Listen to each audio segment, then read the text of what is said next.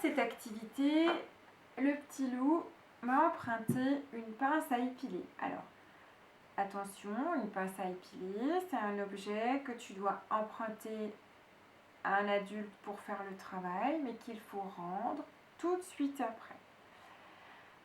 Le petit loup, il va s'entraîner avec la pince à épiler, à pincer. Là, j'ai mis des petits morceaux de coton. Hop. Très important d'apprendre à bien pincer et qu'il va mettre dans la boîte à côté. Voilà, c'est bien, petit loup. Allez, encore, petit loup. Voilà, il pince des petits morceaux de coton. C'est très bien, petit loup. Alors maintenant, on peut rendre aussi le travail un petit peu plus difficile si on place des bouchons et qu'on demande au petit loup de mettre un morceau de coton dans chaque bouchon. Hop, allez, on en met un, on en met un,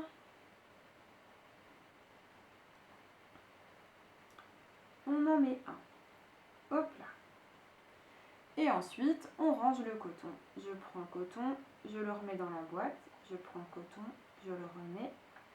Je prends le coton, je le remets. Et je remets dans la boîte de départ les cotons que j'avais mis dans ma boîte. On peut garder tout ça pour refaire plein de fois l'activité. Et quand on est très à l'aise avec les cotons, eh bien, on essaye avec des petits morceaux de papier qu'on a découpés et on essaye de les attraper. Et c'est un petit peu plus difficile. Et c'est pareil, on les met dans la boîte.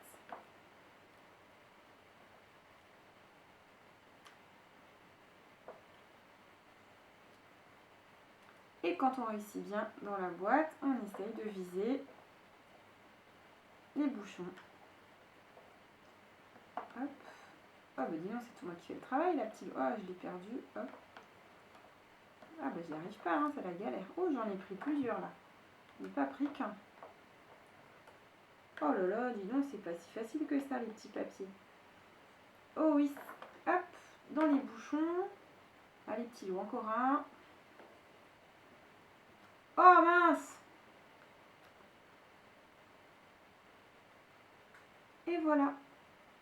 Et c'est la même chose, après on les reprend et on les remet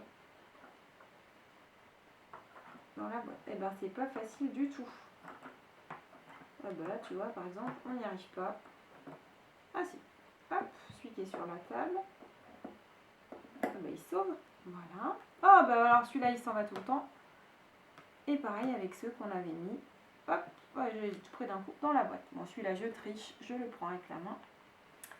Et voilà, il est possible de faire cette activité avec d'autres styles de pinces que vous avez à la maison.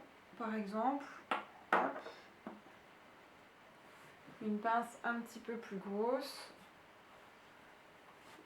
Ne te casse pas la figure, un petit loup.